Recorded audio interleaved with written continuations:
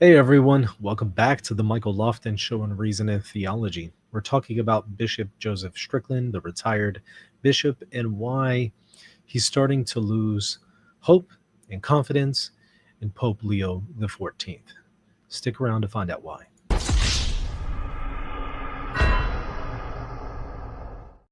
So, the Catholic Herald recently did an exclusive interview with Bishop Joseph Strickland, the retired bishop from Tyler, Texas.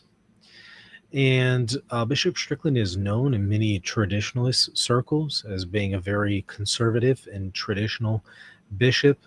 And he has come out offering some thoughts about Pope Francis, as well as a number of other topics like Fiducia Supplicans. This was the document released by Pope Francis with Cardinal Fernández, and it was on the question of blessings for homosexual couples. Came out a few years ago. We covered it extensively here on this channel. He weighs in on other topics such as his removal from ministry by Pope Francis and also Cardinal Provost, who is now Pope Leo XIV.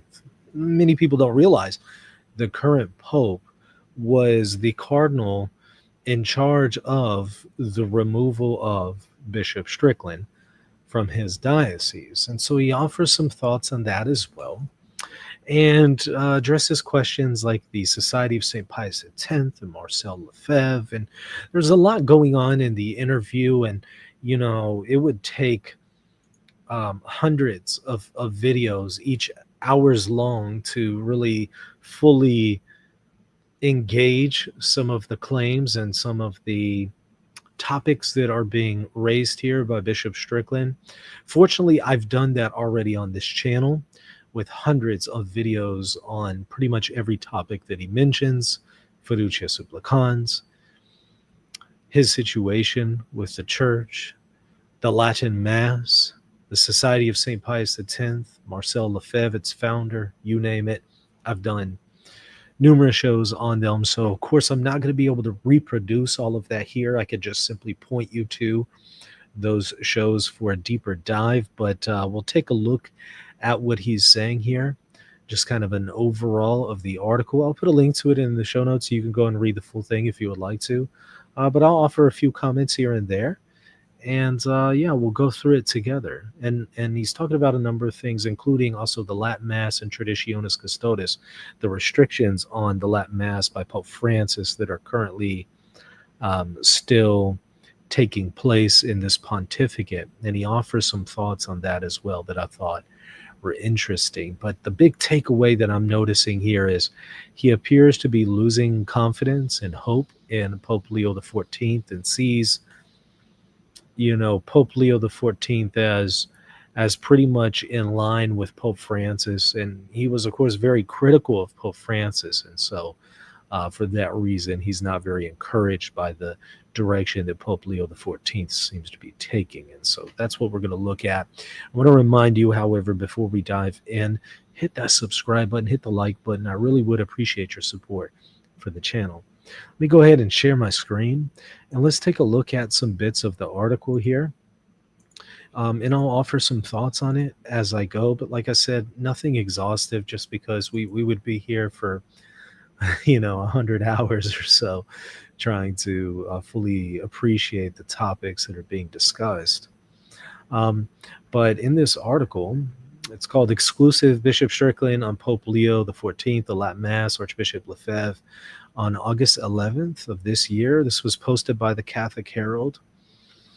Scrolling down a little bit after they ask him about his, removal from ministry, to just summarize that part, he maintains that he was removed from ministry because he's upholding the truths of the Catholic Church and the deposit of faith, and the Pope and the Vatican are against the truth and are fighting against the deposit of faith, and the bishops in America don't want him to talk about the deposit of faith. So it was all a strategic move on part of Pope Francis and Cardinal Provost, now Pope Leo XIV, and some United States bishops, to remove him from ministry. He's maintaining that as the reason why he was removed. Now, I've gone into great detail on some additional information that needs to be examined in the question of his removal.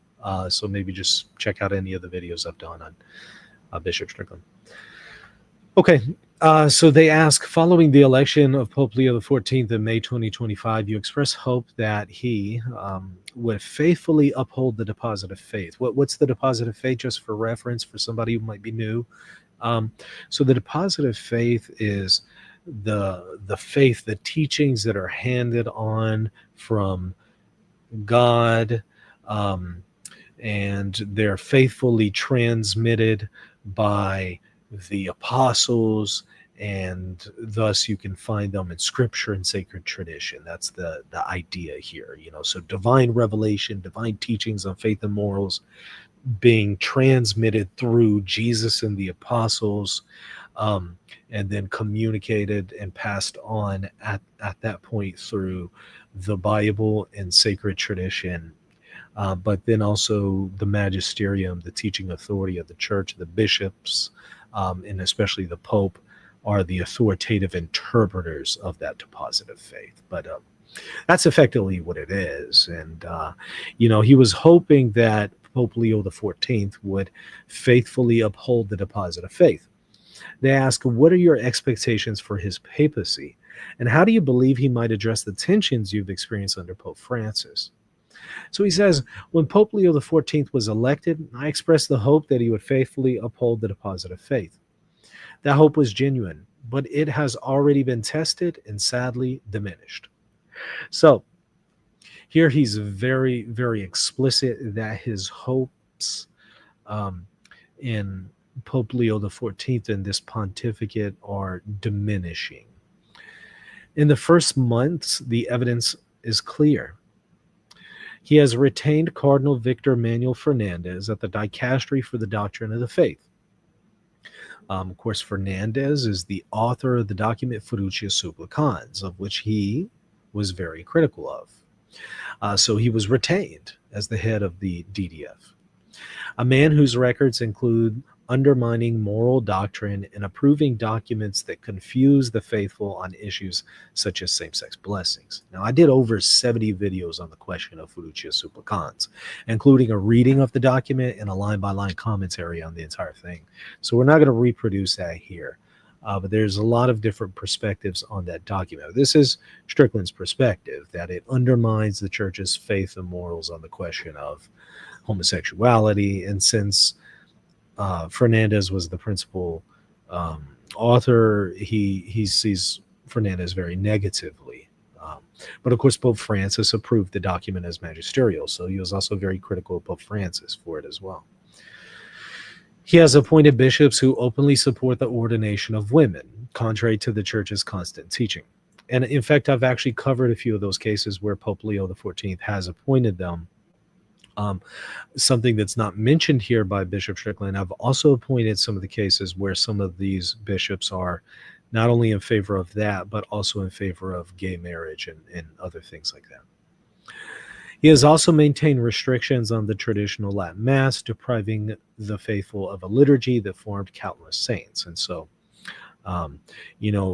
Bishop Strickland and a lot of others were hoping that Pope Leo XIV would dial back Traditionis Custodes, which offered some restrictions on accessibility to the Latin Mass. But I think they're realizing at this point that's likely not going to happen, which I've said to people from day one that Pope Leo XIV probably won't dial back Traditionis Custodes. But of course, that still remains to be seen. But I think people are starting to conclude at this point, or at least suspect that it's going to be more of the same on that particular matter. And of course, so Strickland is not happy with that. These are not small matters, he says. They represent a continuation of the same pattern we saw under Pope Francis. Tolerating or even promoting voices that contradict the faith while sidelining those who speak it plainly. And, I don't know why one should stop with Pope Francis if one has that kind of complaint. I mean, in reality, this has been a problem in the entire post-conciliar period. It was under Benedict the man who made Strickland a bishop, appointed him a bishop. This was going on under John Paul II, and so certainly not something unique to these last two pontificates. He says, my own experience of the Diocese of Tyler under Pope Francis's pontificate, including the visitation led by Cardinal Prevost, that's Pope Leo XIV, right before he was elected Pope. Well, it was shaped by that climate of doctrinal ambiguity and punishment for those who resisted it. So he maintains that he was removed by Pope Francis, Cardinal Prevost, and a few others, Pope Leo XIV, because he was defending doctrine, defending the traditional faith. Again, I've pointed out some things that would show that narrative of Bishop Strickland is not entirely accurate. I've pointed out some cases where I think that narrative doesn't actually hold water. That wasn't the reason why he was removed, but he still maintains that was the reason. Be that as it may, he says, more important than my own circumstances, however, is the call we all share to live and proclaim the truth of Christ in love, so that souls may be saved and God may be glorified. I pray for Pope Leo every day because the papacy is sacred. It's a sacred trust given by Christ himself. But praying for the Pope does not mean remaining silent when the flock is being scattered. He says, my expectation and my plea is that Pope Leo will break from this path, remove those who undermine the faith, restore clarity to Catholic teaching, and strengthen his brethren in the truth, as our Lord commanded Peter in Luke 22:32. But I prayed for you that your faith fail not. He says, the times demand it, and the souls of the faithful deserve nothing less. Now, I don't think he's going to see the course of action that he's hoping here. I know he's hoping maybe Pope Leo XIV will change course. I don't think that that's going to happen. As I've said even before he was elected, I said the next guy, the next pope, is going to continue out Pope Francis's positions, whether you're in favor of them or not. And that appears to be the case at this point. So again, whether you're in favor of them or not, I think this is the reality. And so I don't think there's going to be a really sudden shift on part of Pope Leo XIV. Of course, I don't know the future. Anything could happen. I'm just going based on what's likely to be the case.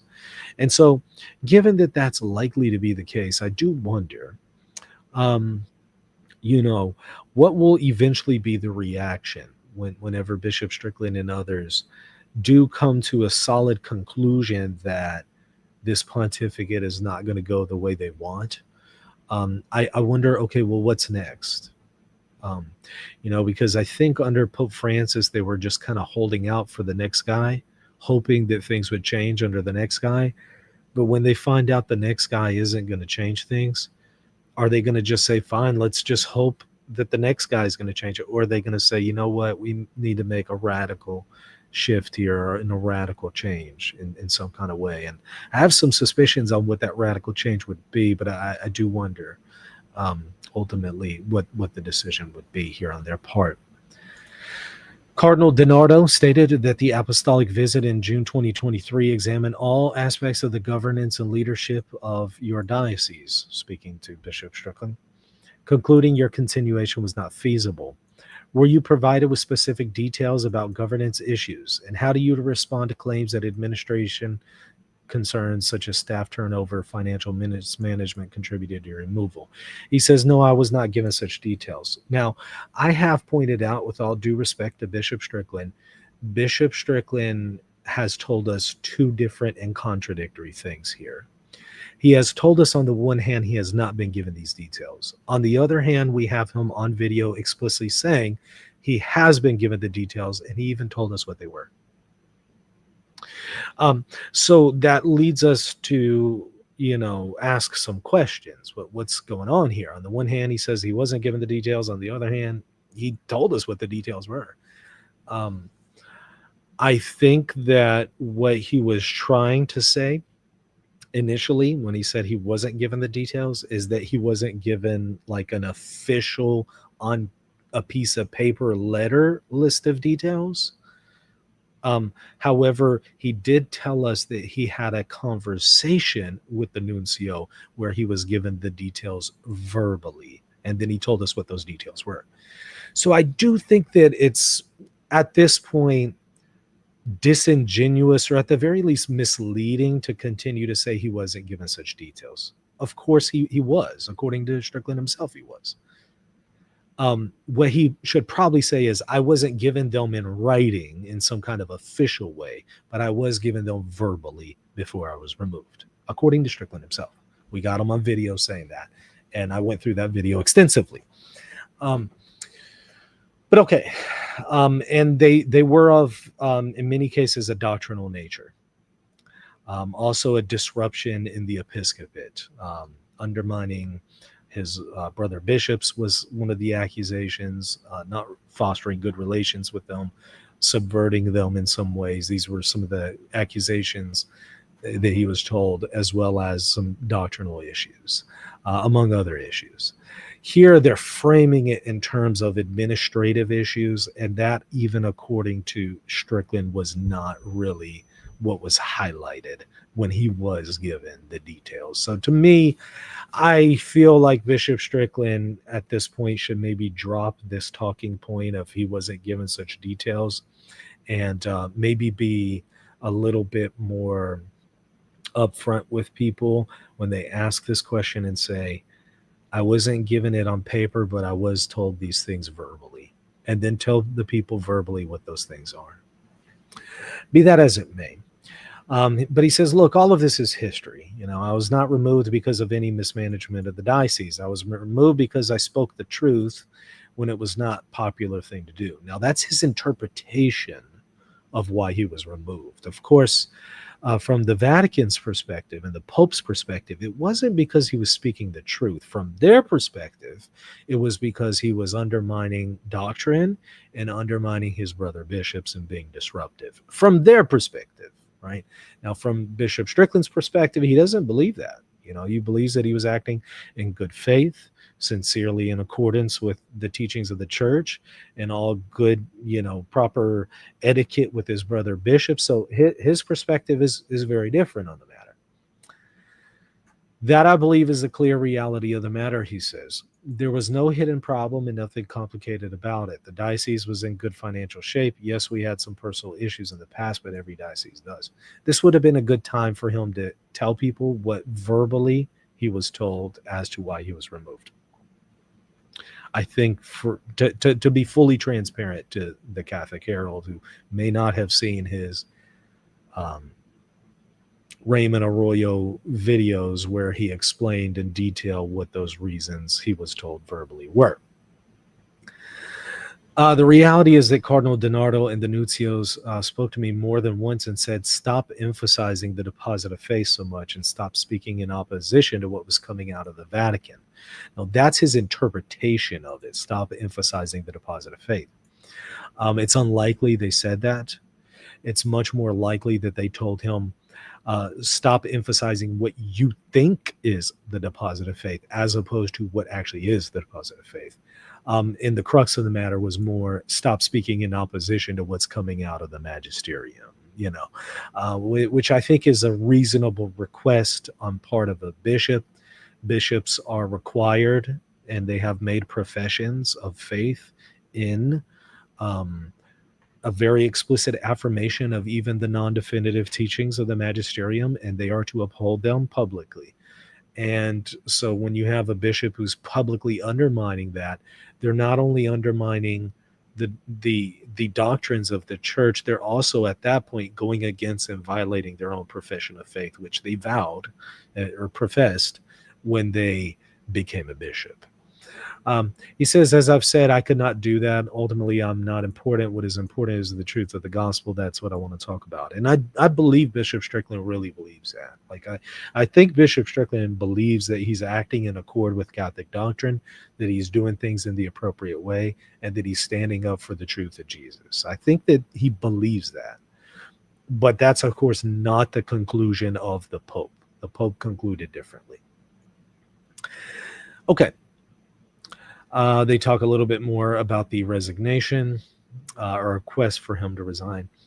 Um, Okay, you've previously noted a perceived lack of fraternity from some fellow bishops, particularly during your apostolic visitation. Have your brother bishops reached out to you with charity and support since your removal in November of 2023? Which I thought was a good question. I mean, I am curious about that. I have heard him briefly comment on this before, but it's also nice to see maybe some updates on it. So I was happy to see this question. He says a very small number of bishops have reached out to me privately, but few. In truth, I've not received much fraternal support, which I'm sure from his perspective is very disheartening, because again, from Bishop Strickland's perspective, he doesn't believe that he's opposing Catholic doctrine or the magisterium or Jesus's church. Like he doesn't believe that. He thinks he thinks he's acting in accordance with all those things. So from his perspective, it's probably really hurtful that fellow bishops haven't reached out. Now, from their perspective, they probably see, Bishop Strickland as undermining the teachings of the church. So they kind of feel like, I'm not going to reach out. I need to kind of keep some distance. He says, I'm not welcome in the dioceses of Texas anymore, although a few bishops have personally been welcoming. And from what we've been told, even by others, and it seems it was confirmed that even outside of Texas, he's been forbidden to celebrate Mass in some states, in the United States. Just kind of depends on the diocese, but even bishops outside of Texas kind of have this deal of he's not allowed to celebrate Mass publicly at any of their parishes. We've seen that recently in the case of where he celebrated Mass at a Maronite parish instead of a Latin Rite parish. This was the one where he celebrated a Novus Ordo with Father Altman, and Father Altman told everyone it wasn't a Novus Ordo, it was a Maronite liturgy. And it was brought up because, just a few weeks later, Altman tells everybody the Novus Ordo is the worst thing ever. And people pointed out, look, we just saw you on video celebrating one with Bishop Strickland. And he tried to tell people it was a Maronite liturgy. So I walked through the entire liturgy and showed people it was a Novus Ordo, not a Maronite liturgy. And I raised the question, how could he not know that this was a Novus Ordo? Did he just try to lie and think that people wouldn't know? I don't know. Maybe go and watch that video if you haven't already. Just type in Father Altman on the channel. You'll find it. Be that as it may. The message to the other bishops was clear. If you speak openly about the truth of our faith in the face of what is coming from the Vatican, whether it's blessing same-sex unions. Did you notice that? Of course, from day one, the document Fiducia Supplicans attempted to make a distinction between blessings for the persons who are in gay unions versus the union itself. It attempted to say you can bless the persons who are in the union, but not the union itself. But Strickland still seems to be under the impression that the document is affirming the blessings of unions. Now, Pope Francis has come out and also further clarified it's not a blessing of unions, bless the persons, not the union. When he did that, he vindicated exactly what I was saying. You'll recall, if you recall that controversy, I was nearly the only person on YouTube against everyone else in the world, basically, saying that the documents about blessing unions, and I was telling people, no, it's actually making a finer distinction. It's about the persons, not the union. Everybody laughed at me and mocked me for that. Cardinal Fernández came out. He was asked about my interpretation of the document. He came out, backed me up, and then Pope Francis came out and further backed up that interpretation. And so y'all probably remember when I was vindicated on that point. Be that as it may, I still have some criticisms of the document Fiducia Supplicans, but to say that it's a document of blessing same-sex unions, I don't think is being, fully engaging what the document is trying to do. With all of its problems notwithstanding, I think this might be an overstatement. But he says that, he's kind of, the message is that he's opposed blessing of same-sex unions, so he's been ostracized for that. And of course, it continues. Discussing the ordination of women, where there's such controversies, you risk your removal. Well, you know who else rejected the ordination of women? Pope Francis. Pope Francis. I showed that in multiple videos where he on video says that. Um, so it would be odd that the bishops would somehow ostracize him for his opposition to women's ordination when Pope Francis was against women's ordination. The truth is not up for negotiation. It's not something we can edit at will. Yeah, I think everybody involved would agree with that, right? It is divinely revealed to us because I refuse to go along with false messaging from the Vatican. It was removed. So again, from his position, he's acting, in accordance with the truth. From again the churches and the magisterium's perspective, they judged differently. But I just have to point out, I mean, look, I think a lot of people act in good faith, and it doesn't mean that they have come to the right conclusions. I think some of the Protestant reformers really thought that they were upholding the truth. They were severely mistaken, but they thought that. Some of the Orthodox who rejected the Council of Florence and the Reunion Council thought that they were upholding truth, but they were mistaken. And so usually people who are in error, doctrinally speaking, they don't think that they're in error. They think that they're upholding the truth, and they really believe that, and that might even be their intention. But of course, the church will often look at the situation and judge these things differently, right? So ultimately, you have to ask the question, who really has the authority to determine who's upholding the truth here? Is it just kind of up to individual bishops to determine that? Or did Jesus establish a magisterium that determines these things? That would be a good question to consider. Okay. He says other bishops understandably feared the same treatment if they took a similar stand. Rome made it clear that they would be risking removal. I believe that is what it came down to. Well, that's his interpretation and how he's processed the events. Okay. So Pope Leo XIV has signaled continuity with Pope Francis's priorities, such as outreach to the global south and church reform. As someone who publicly challenged aspects of Francis's leadership, it's interesting they phrase it as Francis's leadership rather than, say, the papal magisterium. Do you notice the way they frame it? Because when you frame it as, I'm challenging some aspects of Francis's leadership, that sounds a little different than saying I'm challenging some of the teachings of the papal magisterium, right? That last part lands differently, doesn't it?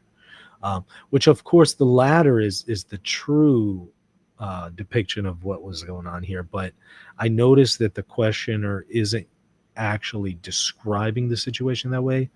They're describing it in a different way that might lead to some different conclusions. Be that as it may, how do you plan to engage with Pope Leo XIV's pontificate, particularly if he upholds policies you've critiqued, such as restrictions of the traditional Latin Mass? He says, if Pope Leo XIV chooses to uphold the same policies I have already spoken against, such as restrictions on the traditional Latin Mass, then my course is simple. I'll continue to proclaim the truth and defend what the Church has always handed down, regardless of the cost. Well, here's the question. Has the Church always handed down the Latin Mass? If you've ever studied the history of the Roman Rite, the answer to that is very clear. No. The traditional Latin Mass, as great as it is, and as awesome as some elements of it may be, it's not something the Church has always handed down. I think that, again, anybody who knows anything about the history of the Roman liturgy, should be able to say that pretty easily. So, there might be some misunderstandings that maybe he has here. Be that as it may, he says, outreach to the global south is great, but when these priorities are used to justify doctrinal compromise or the suppression of legitimate expressions of the faith, like the ancient liturgy, they become tools of division rather than unity. So, without reproducing the situation of liturgical reform and all of that, we could talk about that, at length, and I have in other videos, but again, I think there might be some misunderstandings of the situation here. Um, so yeah, but much more can be said here. And I see somebody in the chat is mentioning organic development. Ironically, the Latin Mass, some elements of the Latin Mass were not organic in nature, but were created by papal decree rather than organic development, which is ironic given that some of the reforms of the post-conciliar liturgy are by papal decree as well, right? But those are criticized as lacking organic development. But some of the other elements that lack organic development in the pre-conciliar liturgy are somehow seen as organic developments. I think there's an inconsistency there. That's a side note there. My engagement with this pontificate will be the same as it was under Pope Francis, respectful towards the papal office, but unflinching in calling out error and defending the positive faith. Some people felt that some of his comments weren't respectful. He did say some things that certainly raised some eyebrows, right? And a lot of people interpret it in ways that weren't sufficiently respectful to the papal office. But he sees it differently. He sees himself as having been respectful. The liturgy is not a museum piece. It's living worship of the church. I almost thought he was quoting Pope Francis when he said that, because Pope Francis says that too. And no pope has the authority to diminish the treasure that has sanctified countless souls for centuries. Well, the dogma of the Catholic Church is that the Pope has the authority to make the changes that he has made to the liturgy, whether we're talking about Paul VI or we're talking about Pope Francis and restricting access to the Latin Mass.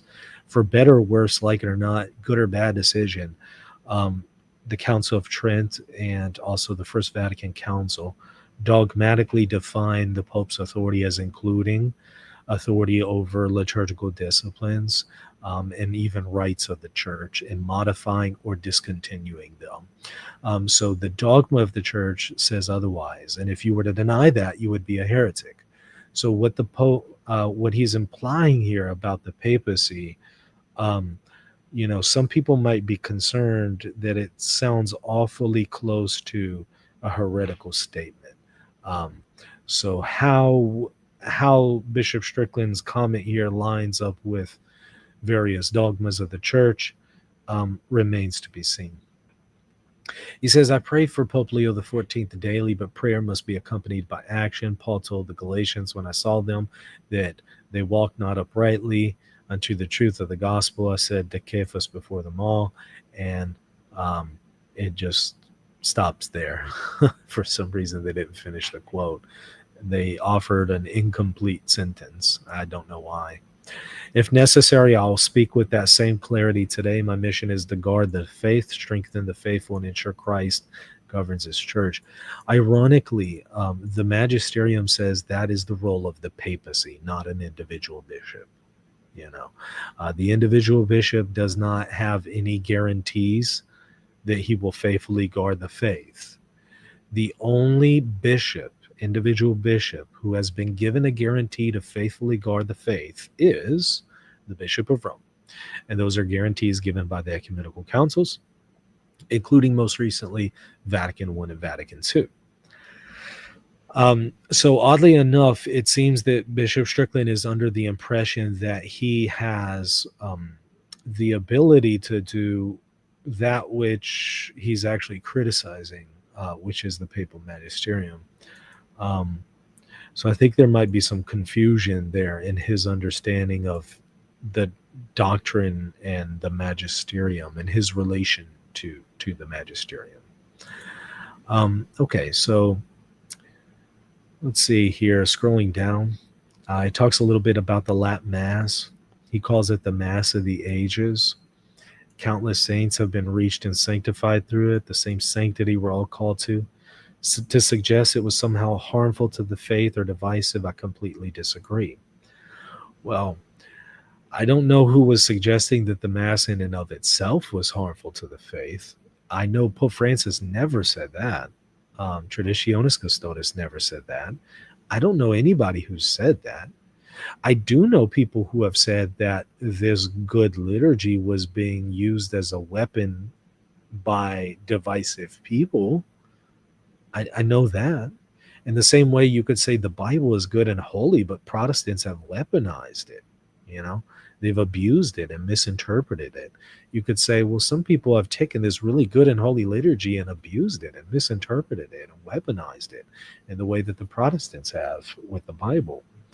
So again, I kind of feel like this might be setting up a straw man here, because I don't actually know anybody who says that. Like, if there's somebody who says the Latin Mass is somehow harmful to the faith, they have a problem. They have a theological problem. That might be the Eastern Orthodox who would say that. Some of them would say that, others wouldn't. But informed Eastern Orthodox would have to take the position that the Latin Mass was harmful to the faith in some matters. But aside from the Eastern Orthodox, I don't know any Catholics in the conversation who are saying this. So I'm a little confused. It seems to me he might be straw manning Pope Francis and others. He says, I think all the evidence, even in the modern world, shows that many families are drawn to the Latin Mass. I was ordained in the Novus Ordo, but when growing up, it was simply called the Mass. I never heard all this controversy until after I became a bishop. To try to suppress the Latin Mass as if it were something outdated or bad is, in my view, contrary to the faith. Well, I don't think any of the popes have tried to restrict it because it's outdated. I don't think that's been their intention. Certainly not because it was bad,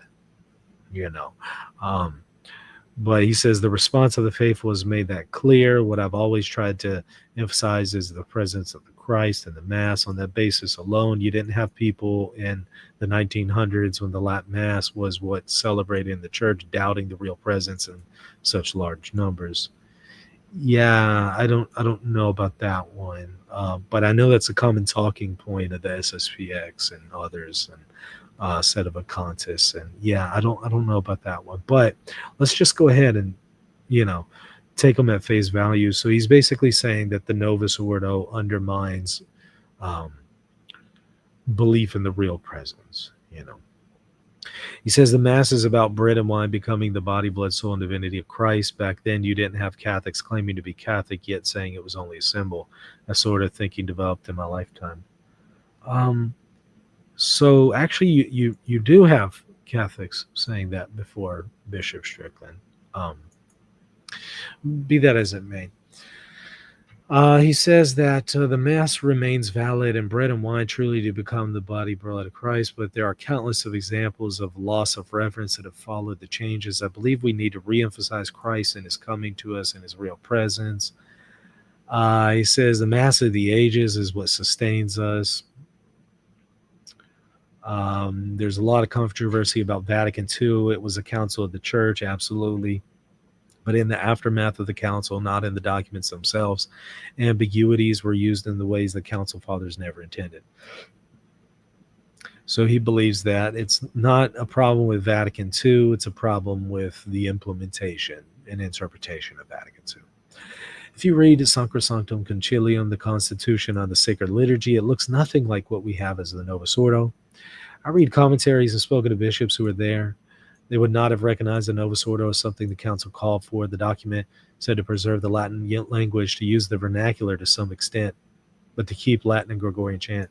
What he's missing here is the same document that says to preserve the Latin language is the same document that says Episcopal conferences can determine the extent of the vernacular in the liturgy. It's the same document.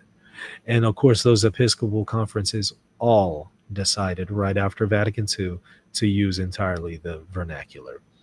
So it seems to me the same fathers who said this just a few years later all determined a fully vernacular liturgy. And that was based on the document Sacrosanctum Concilium itself. So you kind of have some tension within the document itself. So on that particular point, I don't think it's the case that there's tension between the implementation versus the document. I think the tensions are in the document itself, or at least the potential for the tension is in the document. He says it says nothing about the priest turning to face the people, which is true, or many other things that came later. What we ended up with, I believe, is a distortion of what Vatican II actually said. Now, of course, the popes and the magisterium and the majority of the bishops in the world have judged that matter to be differently. So the mind of the church is very different than the mind of Bishop Strickland on this matter. The Novus Ordo is the Mass I grew up with. Christ truly comes to his altar in it, but it has significantly weakened the focus on Christ, shifting it more towards the community and the priests. The results of that are plain to see. That's probably going to be a really hurtful statement to a lot of Novus Ordo priests who are celebrating reverent Novus Ordos out there. They probably feel insulted by that statement from Bishop Strickland. Okay, so he talks about communion in the hand being a bad thing. It's not a universal practice. It's another example of diminishing the sacred nature of the Mass. That's quite the statement. I mean, I think that criticisms of communion in the hand could certainly be made. But to say that communion in the hand in and of itself diminishes the nature of the Mass would be to indict Jesus, the apostles, in the first millennium practice of distributing communion, which I've gone over in multiple videos at this point, so I'm not going to reproduce it. Despite the narrative that communion on the tongue was the dominant practice in the first millennium, that's 100% just simply not true. All of the evidence shows that it was communion in the hand. So I think that his criticism here ends up indicting Jesus and the apostles. So be that as it may, when you diminish that focus, you put the church in danger. I think we've seen the results of that danger, losing sight of what the Mass is about. Then he's asked about the Society of St. Pius X, and he says, I don't claim to be an expert on all the details of what happened with Lefebvre and what's now called the SSPX, but I do believe as an Archbishop of the Church and with those who joined him, he played a significant role in preserving the Latin Mass as something vital to the life of the Church. It is the ancient and sacred rite of celebrating the Eucharist, of Jesus coming to us under the form of consecrated bread and wine. I wonder, does Bishop Strickland think that the Latin Mass goes back to the first century and the time of the apostles? I get the impression he thinks that. I really do. Of course, we still have the Eucharist in the Novus Ordo, but as I mentioned, the diminishing of the faith. I think Lefebvre's role in history will be something we need to keep in perspective. He says, I cannot claim to know the full body of Lefebvre's work, but in standing firm for the Latin Mass and insisting it could not be abolished, I believe he served the Church in a way that will be recognized by history. Well, I've done a lot of videos on Lefebvre. Maybe go and watch those. He believed the Pope was the Antichrist. It maintained some positions that seem to be completely at odds with Catholicism. So I think Bishop Strickland needs to keep those in mind as well. But he admits he doesn't know about them. So in fairness to him, he doesn't know. But I do think, look, if you're a bishop and you're asked about something you don't know a lot about, say, you know what, honestly, I don't know enough about this topic to comment on it. Let's move on to another question. I would respect that. But commenting on something you admit you don't know a lot about, probably not very wise, especially if there's a lot of stuff out there that if you found out about it, you would probably be shocked. Even I think Strickland would be shocked to find out some things that Lefebvre said. Okay, so he says, I would say that Lefebvre would be remembered as a faithful Catholic who stood for principles that were in danger of being lost, questioned, or discarded. Honest question, would a person who says the Pope is the Antichrist be remembered as a faithful Catholic? A person who died excommunicated by the Pope and whose excommunication to this day has never been lifted. So they die excommunicated and in schism, and they say the Pope is the Antichrist. How could such a person be remembered as a faithful Catholic? It's an honest and sincere question. Honest and sincere. Have there been any Catholics in history who died excommunicated by the Pope and believed the Pope was the Antichrist, who were then rehabilitated as a faithful Catholic? Has that ever happened in history? Um, just to give you a quick answer, just so you don't have to do years of research, the answer to that is no. No, that's never happened. And I don't think it will happen. He says, in our time, Traditionis Custodes, it's treated as though it were a poison that must be eliminated, which is a complete distortion of what the Mass is. He says, so I think Lefebvre will go down in church history as rendering a very important service. Yeah, I think that Bishop Strickland might need to look a little bit more into the situation. Then he's asked about fiducia supplicans. He says, I think there's a lot of confusion. A couple years before fiducia supplicans, the Vatican came out and said we can't bless sin. Oddly enough, fiducia supplicans quotes that document and actually quotes that part of the document and reaffirms the claim that we can't bless sin. I'm wondering, does Bishop Strickland know that? Has he read the document? Does he know that the very thing he's trying to pit against fiducia supplicans is reaffirmed at the beginning of fiducia supplicans? I suspect Bishop Strickland's not aware of that. He says that's as simple as it gets. When two men or two women present themselves as being in a sexual relationship, we can't bless that relationship. He says, of course, the individuals can come for a blessing. Well, you know what? He just affirmed fiducia supplicans and he doesn't realize it. Because fiducia supplicans says you can't bless the relationship, but you can bless the individuals. So ironically, we can maybe clip this and say Bishop Strickland accepts fiducia supplicans. Bishop Strickland accepts the blessing of homosexual individuals and homosexual unions, or something, like make a huge headline on it. And because that's actually what they did with the document, right? They often gave misleading headlines, and the thing that he just affirmed is literally what fiducia supplicans both affirms, and the thing that he just denied is literally what fiducia supplicans denied. I get the impression that he didn't read the document very carefully. Yeah. Okay, well, it is what it is. Okay, he says, this is what fiducia supplicans in the practice of blessing two men in a sinful relationship fails to make clear. That is, the need for them to repent. He says we can't bless sin. Oddly enough, he's so on board with exactly what fiducia and Pope Francis were saying. Oddly enough, they're in agreement. He just doesn't realize it. That being said, I think there's a lot of things that we can criticize about fiducia supplicans, but it's hard to get to those criticisms when we're bogged down in conversations of having to address straw men of the document. Be that as it may, he says, the church needs to be clear on this, can't bless sin. And that's pretty much the end of it. I'll put a link to it in the show notes. You can go and read the rest, because there's some other questions and answers that he offered there that you can take a look at. But I wanted to give you kind of the gist of it and my thoughts on the matter. Of course, feel free to go and watch any other videos that I have on any of those topics. I've done numerous other videos on every topic that's mentioned here exhaustively. So I can't reproduce all that here, but hopefully this was enough to kind of maybe point you in the right direction to some of those conversations. I hope you found it helpful and beneficial.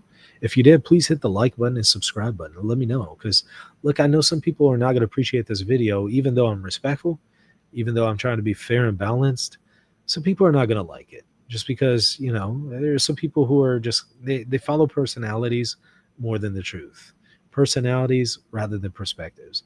And if you say anything, even in a constructive and respectful way, that's critical of somebody who, is kind of like a personality idol for some people, it doesn't matter. You're still just going to get a lot of negativity.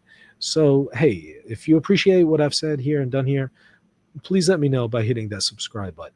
And, if people aren't benefiting from it, I could talk about some other topics. I'll just move on to that. But if I'm seeing that people are appreciating this and they're benefiting from it, I'll discuss it more. But the way I'll see that is by your feedback, comments, like, subscribe, and also consider supporting the channel on Patreon. Patreon.com/Reason of Theology, or hit the join button right next to the subscribe button right here on YouTube. You'll get access to plenty of extra patron-only content, and you'll enable me to continue to do these videos and make them available to you all for free. So please consider doing that. All right, see you tomorrow. God bless.